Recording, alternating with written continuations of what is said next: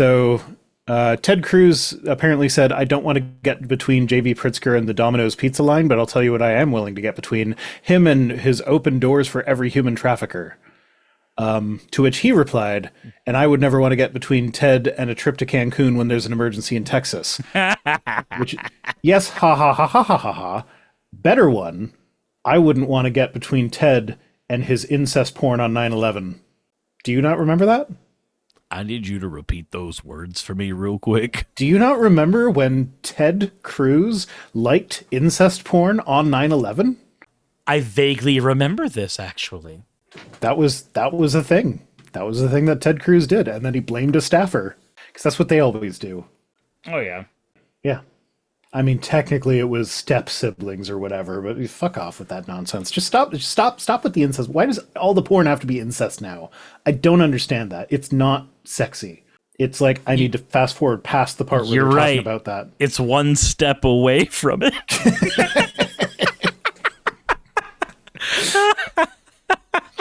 You're the worst.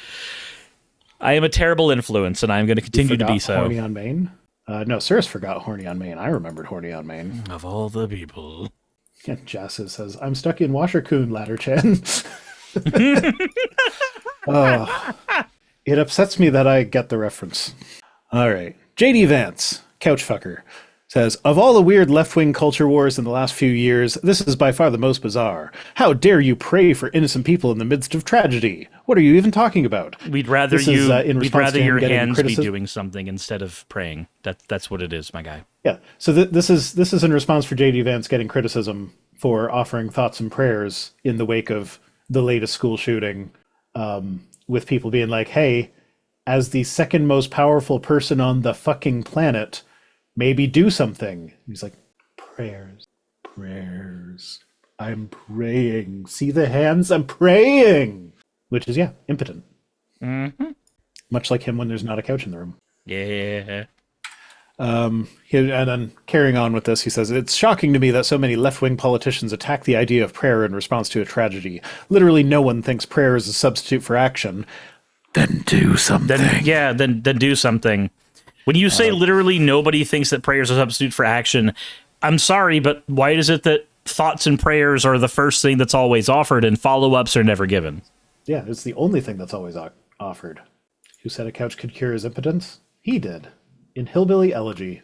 That was definitely a real quote. Yeah, so moving on. This was just crazy. I don't even know what to make of this. So Judy J says, the breakthrough is a layer of more recently sprayed sludge re-wetting the layer that has already formed in the regular cloud layer. It's the next layer of clouds, but it's sucking the existing cloud's moisture back into its weird chemical matrix. Not related, but it's a touch like when we add salt to water and it changes the boiling point. More chemical slurry made its way in and changed the saturation point. Micah Coffee. So that's what she's saying about that picture. What is that? It's just clouds. Okay. And there's like some atmospheric stuff going on, so there's like a couple lines in the clouds. And they're like chemtrails. The actual clouds are sucking the moisture out of the chemical clouds or some bullshit. I don't actually know. I don't understand. I couldn't parse this. I thought maybe you would know, because sometimes you know weird shit like this. Yeah, no, I don't. It's I don't sucking know the what existing cloud's moisture back into its weird chemical matrix. I don't know what the fuck I'm looking at. I don't know. It's just clouds. They just look like clouds to me. Yeah, they're funky clouds, but like sometimes clouds be funky. Yeah. You know, a lot of conspiracy theories and alien stuff or whatever, it just happens because people don't look up. Like, do you ever go outside on a clear night and just look up and look at the stars, look at the moon, appreciate the beauty? You just, because like, it's surprising how many UFOs end up being Venus. I saw it in the night sky. It was bright as hell. Yeah, it was a planet. Yeah. And it seems to be following you, because if you look at that light source, it's like as you're driving, it's going along with you. And then like if now this is where brains are weird. If you don't know what you're looking at and it hasn't figured out what that is yet, then it can something like if you move your head around, it will look like it's zipping around. And I mean, I had that happen on the way here. So in Illinois, there are a bunch of just like vast fields of nothing that in the dark you can't see shit in, but there's I guess they're towers to signals for planes not to come near the fields, I guess is the best way to put it. I don't know what they are, but there's like these blinking red lights, and there's hundreds of them as you're driving past. I have no idea what they're for. Again, middle of the night, couldn't see shit. But it looked... Towers, it's the pylons that are carrying the power lines. They have blinking red lights on them to let planes know that they are there. But they were, I will say, in the dead of night, they looked like they were following my vision, and they were spoopy as shit. Mm-hmm. Blinking light towers or wind towers. Now, any building above a certain height has to have blinking lights on it for planes. So it's usually... Naki Bree says hundreds of them blinking all at once. Yeah. In the situation that you said, I feel like wind turbines or power lines are the most likely culprits. Sorry. I say this as someone who does have some flight experience. I never got my license, but I did train to become a pilot until my grandmother died, and so wasn't paying for it anymore. So it turns out it's actually expensive to rent planes to practice in all the time. But, said, yeah, they're wind turbines. Gotcha. Okay. Yeah, could definitely be wind turbines, but I still think power lines are a likely contender. Okay, case orbs. Oh my god, I'm agreeing with case orbs too. What is wrong with us today? Case orb says the last thing we need is another Clinton in office, and he posted a link to an article talking about how Chelsea Clinton is thinking of running for the Senate. Yeah, let's say no more Clintons. I'm down with that. Yeah, I'm in agreement. Hey. I'll make a deal, Sorbo. No Clintons, no Trumps. Can we do that? And that sounds like no gods, no masters, but it's no Clintons, no Trumps. I mean, I feel like that's reasonable. Yeah. There are a lot of broken clocks today.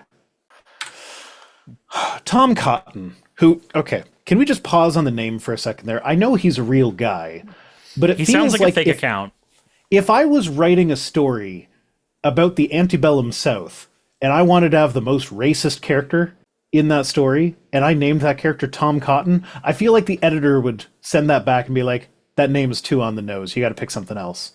Like, that's what his name sounds like to me, is the super duper racist guy in an antebellum South novel of some kind. Yeah. He sounds like a joke. Yeah. But somehow he's a real guy. He says, President Trump is right. Hamas terrorists started this war. They could end it today. All the destruction in Gaza is Hamas's fault. Also, Lilith, thank you so much for subscribing. I appreciate it. Said, so how do we convince you to play Star Ocean on stream? I know it's an older game, but I love it. I don't know is the thing. My problem is time. My problem is always going to be lack of time. Yeah. So, yeah, speaking of time, that was really bad timing on that interjection there, as we're about to start talking about genocide. So, I know we've again, said this thank on this you channel so much before. for the subsubscription. I appreciate that. Every time we get close to the topic of genocide, I'm just gonna slide it in there. I can keep going. Yeah, well, and so can I, because thank you for... Fucking damn it. You've been a bad little girl and you're getting a vigorous spanking right now. Can we just say genocide bad? Yeah, we can do that. Whether it's Israel or Hamas doing it? Yeah, cool. Okay. That was Hamas easy. didn't start the war. Israel's been the aggressor in this for decades now. They didn't start the fire. It was October 7th burning. was not the beginning of this conflict. Nope. Not by a long shot. So telling Hamas to immediately give back all the hostages, man. Can we? Even if they did, that's not going to end the war. No, it's not. Like, yeah, they should give the hostages back, but Israel should stop bombing babies. Yeah. Hellbound Hillbilly says always get consent before you slide it in there, unless they're into that. Well, then it's consensual non-consent. You still need consent for your non-consent play. Yeah, but I can't say that it's consensual afterwards, because then I'm breaking afterwards, character. That's when you got to do the aftercare. That's some of the most important shit when it comes to that sort of Very stuff. true. Very true. Oh, that's the last one. Oh, we're done. well, we ended on Tom Cotton? We ended on Tom Cotton and genocide. I know how to plan things. God, I love America. America, America. I don't actually know that song. It's blasphemy when you sing it. From sea to shining sea. I prefer the national anthem being "I want to be the very best," like no one ever was.